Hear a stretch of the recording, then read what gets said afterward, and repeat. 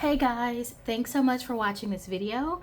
Today what we're going to do is go over my budget for the week of June 16th and then look at my budget for the last full week in June, which is starting Monday, June 23rd.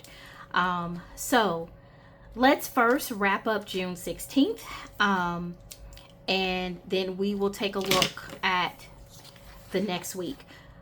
So let's start by doing my highlights. I'm going to move my budget planner over to the side for June, the week of June 16th.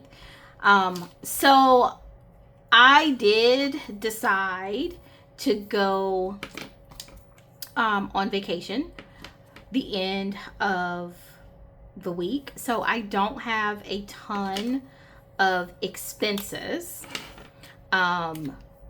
for the end of the week. My expenses basically end during the middle of the week because I went on vacation starting the 19th and I was going the whole weekend. So I am excited, that I made that decision because it's great to go on trips with your family and friends and your loved ones. So that being said, I'm going to use my highlighters and mark off the categories that I spent last week. I did spend some money on family and friends, unfortunately, but I did. And then I also did buy gas, more than I budgeted because I did go on a trip. And you need gas because it was a road trip.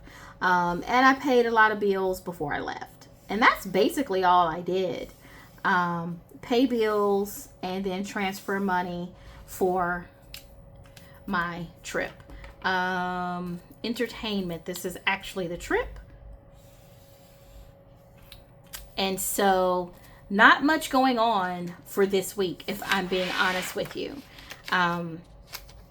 Like I said, I did decide to go on a trip. So a lot of my variable expenses I didn't have to spend, like my grocery because I went out of town, eating out because I went on vacation. My travel budget was higher, which I knew it would be. I just kind of put $300 as a placeholder because I didn't know where I was going to go and what I was going to do. And then my gas is higher because of course I had to fill up and stuff before leaving on the road trip. So that's pretty much what the week of June 16th looked like. Not very complicated, not a lot going on. It's kind of nice when you're only in town for 3 days because you can save a lot of money. Okay, so moving to the next week, which is June 23rd. It is the last week of the month for me. The next time I film in this planner, it will be starting Q3. So either the July monthly or the July week. I don't know yet. But before we get ahead of ourselves, let's just go ahead and do our highlights for my categories. So this week is all about coming back off vacation. So I will probably have limited variable expenses. I will probably need to put gas in my car again because, I'm coming back from a trip. So I'm sure I'll be, needing gas. I don't anticipate needing any personal items. I will have to restock on groceries when I get back. So just $50. And then I don't anticipate dining out. Shouldn't have a ton of bills for that week. I don't know my meal plan because I'm coming back into cooking. And so I don't know yet. I haven't been to the store basically. So I don't know what I'm going to cook. But I do know no planning supplies is going to be my habit tracker, which is a no spend for me for that week.